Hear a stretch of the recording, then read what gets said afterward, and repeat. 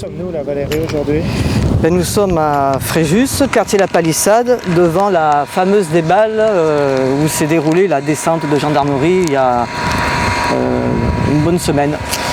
Déballe qu'on dénonçait depuis un certain nombre d'années, qui avait débuté après les inondations 2010.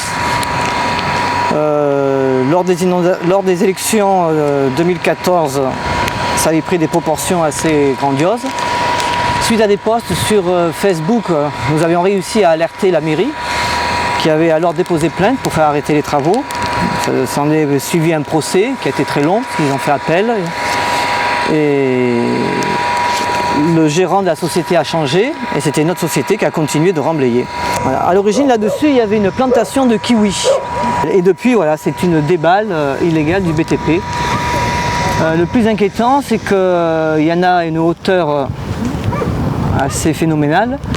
C'est que dessous, il y a de l'amiante, des PSP, de l'huile, des voitures, des pneus et quelques bidons, on ne sait pas trop ce qu'il y a dedans. Donc ce que le collectif aimerait bien, c'est qu'il y ait un sondage pour vraiment savoir quels sont les polluants qu'il y a dans cette déballe, parce qu'on est en bordure de deux cours d'eau, du Réran et de la Grande Garonne.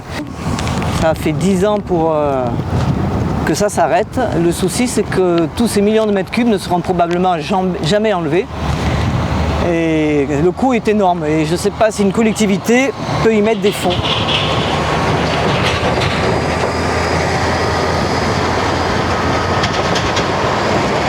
là, en fait, Valérie, il se passe quoi? C'est un terrain privé sur lequel sont déversés tous ces gravats? Voilà, c'est un terrain privé dont le propriétaire a dû louer à une société. Je pense qu'il ne pensait pas que ça pouvait prendre des ampleurs pareilles. Hein. Donc après, ce sont des gens qui sont assez menaçants.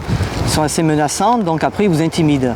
D'ailleurs, un membre de notre collectif, le collectif Canari, collectif d'agriculteurs et non-agriculteurs régulièrement inondés, a été menacé par le gérant de la société. Il a déposé plainte auprès du commissariat de Fréjus.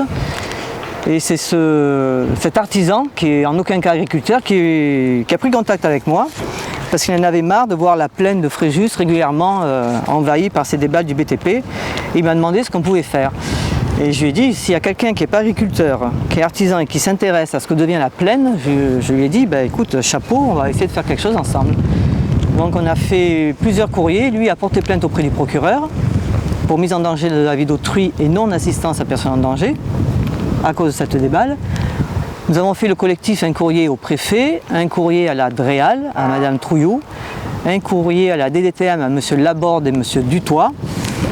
Et il semble qu'on a eu des réponses, il semble que ça a contribué, sans compter aussi ce que d'autres associations ont fait, à faire bouger les choses. En plus, on a joint à notre courrier une pétition signée par une centaine de personnes. Donc j'ai parcouru un peu pour faire signer cette pétition. Donc il semblerait que ça ait porté ses fruits. Maintenant, la grosse incertitude, c'est qu'est-ce que ça va devenir? Sachant que cet endroit-là, c'est l'endroit où, quand il y avait des grosses inondations, l'eau pouvait partir. L'eau s'évacuait.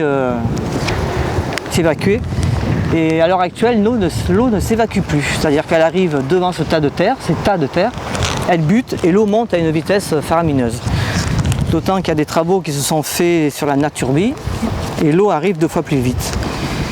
Donc on est bien conscient qu'on ne pourra jamais enlever ça, c'est impossible, mais qu'il y aurait peut-être une solution à creuser, c'est de buser tout ce terrain, mettre des grosses buses pour pouvoir redonner de la circulation à l'eau et permettre que l'eau puisse partir plus rapidement. Vu d'ici, on dirait juste un tas de terre. Vous croyez que c'est vraiment dangereux? C'est dangereux déjà parce qu'il y a dessous, on ne sait pas trop, il n'y a pas que de la terre. Vous pensez que c'est de la terre, mais en fait ce qui a été broyé, c'est pas de la terre. Hein. Il stockait un peu de tout, des plaques d'amiante, des plaques. Le tas qu'il y a ici devait être contribué à être broyé et noyé dans la masse, hein, parce que c'est pas le premier.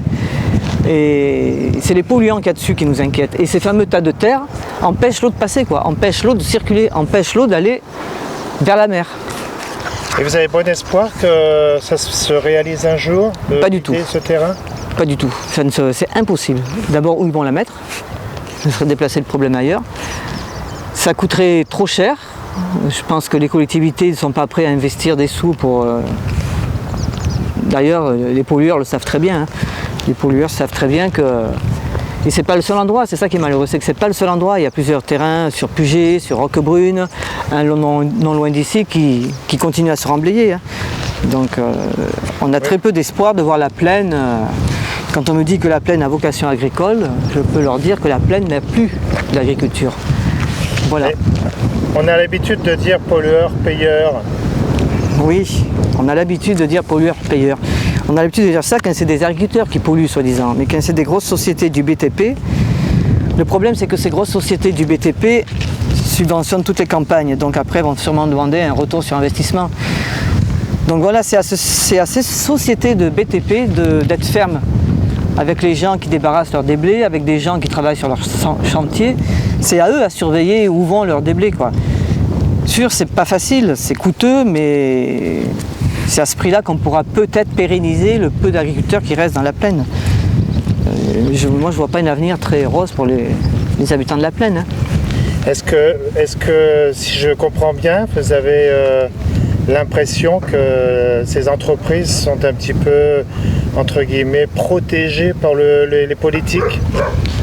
Protégé, on ne va pas dire ça. On va dire que quand quelqu'un investit dans une campagne politique, c'est sûr qu'après il va demander un retour sur investissement. On ne va pas dire que c'est vraiment une protection.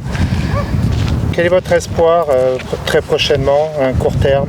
À court terme, mon espoir Ben déjà que le procès ait lieu et qu'ils aient une sanction sévère.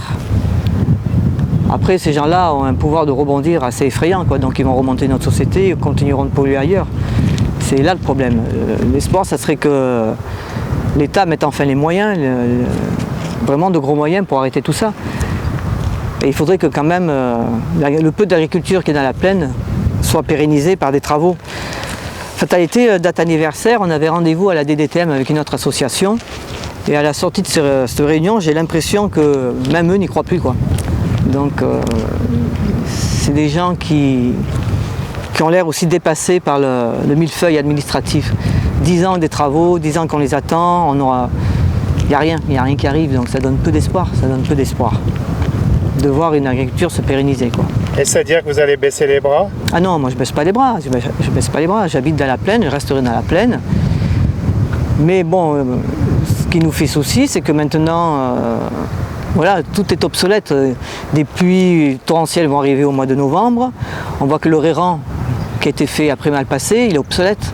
Il n'est plus en capacité d'absorber les pluies qu'il va y avoir. Le ruissellement qu'il va y avoir du biais de toutes les constructions qu'il y a eu vers le Capitou, tout ça, toutes ces eaux atterrissent dans le rérant.